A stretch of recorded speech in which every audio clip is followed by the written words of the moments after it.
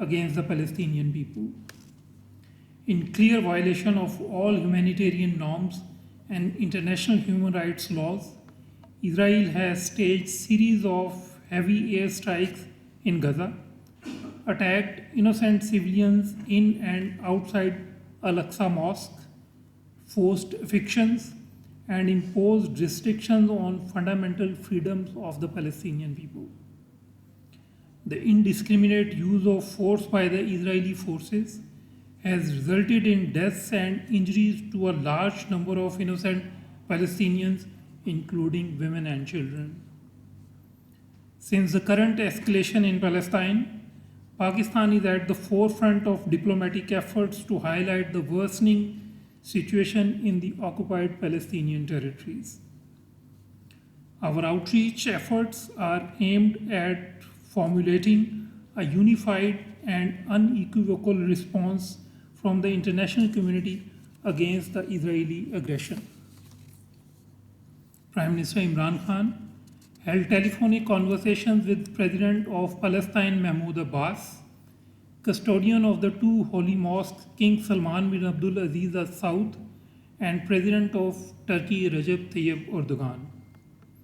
Foreign Minister Shah Mahmood Qureshi also held interactions with his counterparts from a number of countries, including Afghanistan, China, Egypt, Palestine, Saudi Arabia, Sudan, Turkey, and the United States.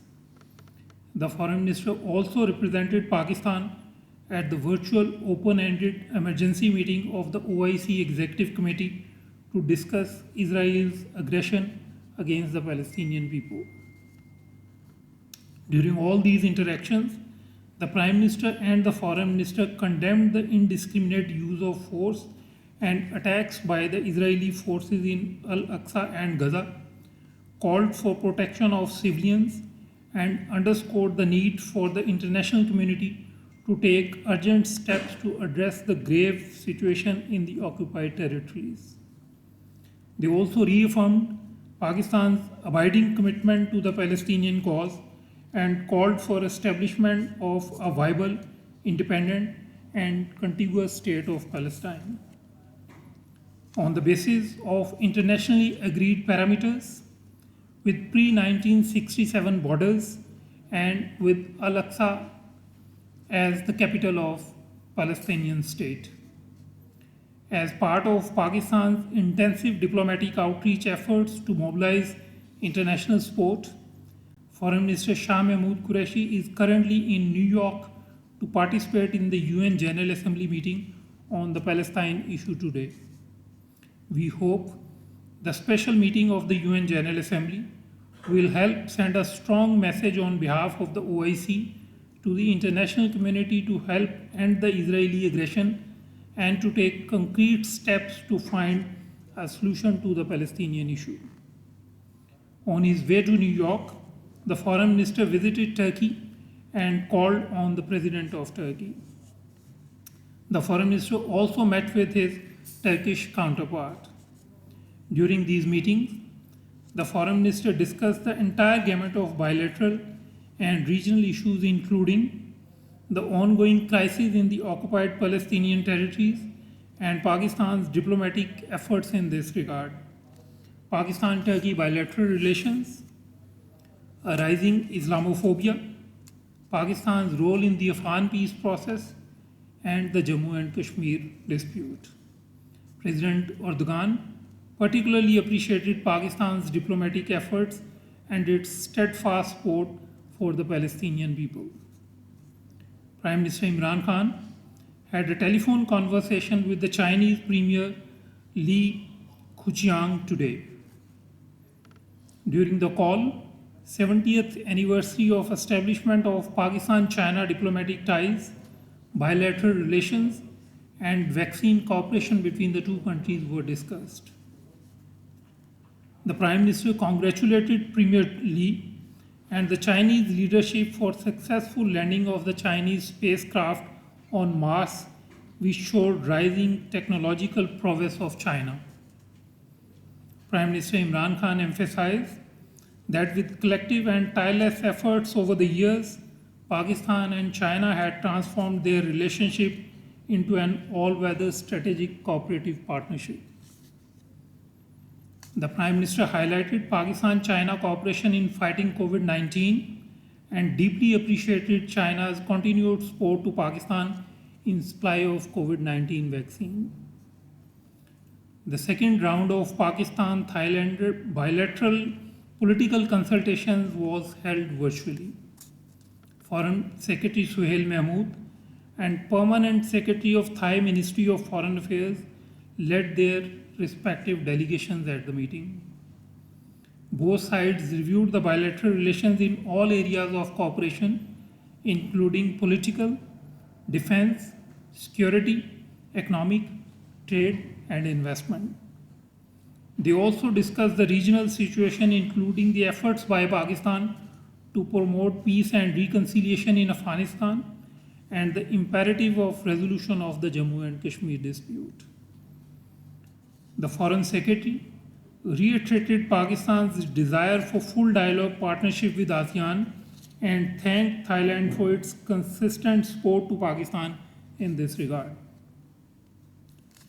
Pakistan strongly condemns the despicable act of demolition of 100-year-old Gharib Nawaz Masjid in Uttar Pradesh, India, with the complicity of the local authorities. This reprehensible act echoes the demolition of the centuries-old Babri Masjid in Ayodhya in 1992 at the hands of radical Hindu mob. Pakistan once again urges the Indian government to ensure safety, security, and protection of minorities, particularly Muslims, and their places of worship. India must fulfill its international responsibilities under the Universal Declaration of Human Rights and other international instruments, including the recommendations of the OIC. We also call upon the international community, the United Nations, and the relevant international organizations to play their role in preserving the Islamic heritage sites and ensure protection of minorities in India.